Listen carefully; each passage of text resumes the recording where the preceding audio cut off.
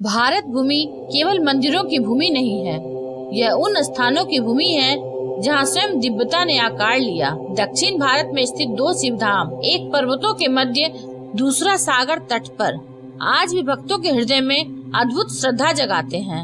एक है श्रीशैल पर्वत पर विराजमान मल्लिकार्जुन, दूसरा गोकर्ण में स्थापित महाबलेश्वर। दोनों ही स्थान केवल मंदिर नहीं बल्कि कथा, तपस्या और दैवीय रहस्य के जीवित प्रमाण हैं। मल्लिकार्जुन ज्योतिर्लिंग जहां माता पिता पुत्र से मिलने आए। आंध्र प्रदेश के श्रीशैल पर्वत पर स्थित मल्लिकार्जुन 12 ज्योतिर्लिंगों में से एक है। कथा कहती है, एक बार भगवान शिव और माता पार्वती के पुत्र गणेश और कार्तिकेय के बीच विवाह को लेकर विवाद हुआ। निश्चित हुआ जो पहले तीनों लोकों की परिक्रमा करेगा वही पहले विवाह करेगा। कार्तिकेय अपने वाहन मोर पर बैठकर निकल पड़े, पर गणेश ने अपने माता पिता की ही परिक्रमा कर ली, क्योंकि उनके लिए वही तीनों लोक थे। गणेश विजयी हुए। कार्तिकेय आहत होकर क्रोधित मन से दक्षिण दिशा की ओर चल पड़े और श्रीशैल पर्वत पर तप करने लगे। जब माता पिता को यह ज्ञात हुआ तो वे स्वयं पुत्र को मनाने वहां पहुँचे। शिव वहां अर्जुन रूप में प्रकट हुए और पार्वती मल्लिका स्वरूप में। इसी से नाम पड़ा मल्लिकार्जुन। भगवान शिव वहां अर्जुन रूप में प्रकट हुए और माता पार्वती मल्लिका स्वरूप में। इसी से नाम पड़ा मल्लिकार्जुन। कहा जाता है यहाँ शिव अपने भक्तों को केवल वरदान नहीं देते बल्कि मानसिक शांति और पारिवारिक संतुलन का आशीर्वाद देते हैं। जो दंपति संतान सुख के लिए प्रार्थना करते हैं उन्हें विशेष कृपा प्राप्त होती है। यह एकमात्र ऐसा ज्योतिर्लिंग है जहाँ शक्ति पीठ भी साथ है। यहाँ माता भ्रामरांबा का शक्तिपीठ स्थित है। माना जाता है कि यहाँ साधना करने से मन का अहंकार नष्ट होता है। कहा जाता है कि श्रीशैल पर्वत पर स्वयं भगवान शिव का शरीर है। यहाँ की वायु में ओम नमः शिवाय का कंपन अनुभव किया जा सकता है। अब चलते हैं कर्नाटक के गोकर्ण की ओर। महाबलेश्वर मंदिर का संबंध रावण से जुड़ा है।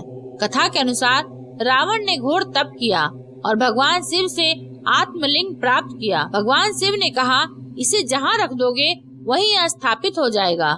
देवताओं को भय हुआ, यदि आत्मलिंग लंका पहुँच गया तो रावण अजेय हो जाएगा। तब भगवान विष्णु ने लीला रची।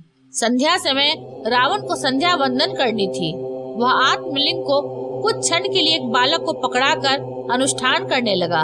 वह बालक वास्तव में गणेश थे। गणेश ने आत्मलिंग को भूमि पर रख दिया। रावण ने प्रयास किया पर वह उसे हिला नहीं सका, इसलिए नाम पड़ा महाबलेश्वर, अर्थात महाबली का ईश्वर। कहा जाता है कि आत्मलिंग आज भी भूमि के भीतर गहराई तक स्थापित है। भक्त केवल उसके ऊपरी भाग का ही दर्शन कर पाते हैं।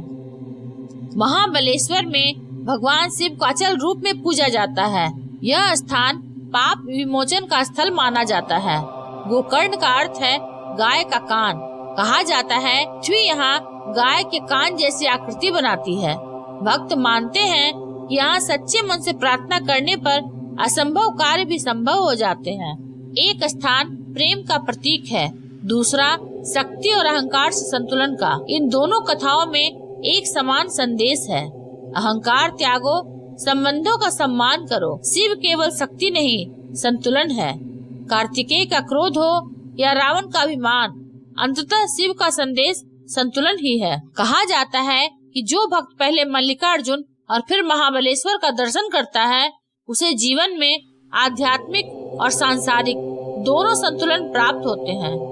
एक धाम मन को शांत करता है, दूसरा मन को स्थिर करता है। दक्षिण भारत के ये दो शिव धाम केवल तीर्थ नहीं, जीवन के दो पाठ हैं। एक सिखाता है परिवार और प्रेम सर्वोपरि है, दूसरा सिखाता है अहंकार का अंत निश्चित है। और दोनों मिलकर कहते हैं शिव ही सत्य है, शिव ही संतुलन है, शिव ही मुक्ति है। हर हर महादेव। अगर आपको यह वीडियो अच्छा लगा हो तो इसे लाइक, शेयर और सब्सक्राइब अवश्य करें। धन्यवाद।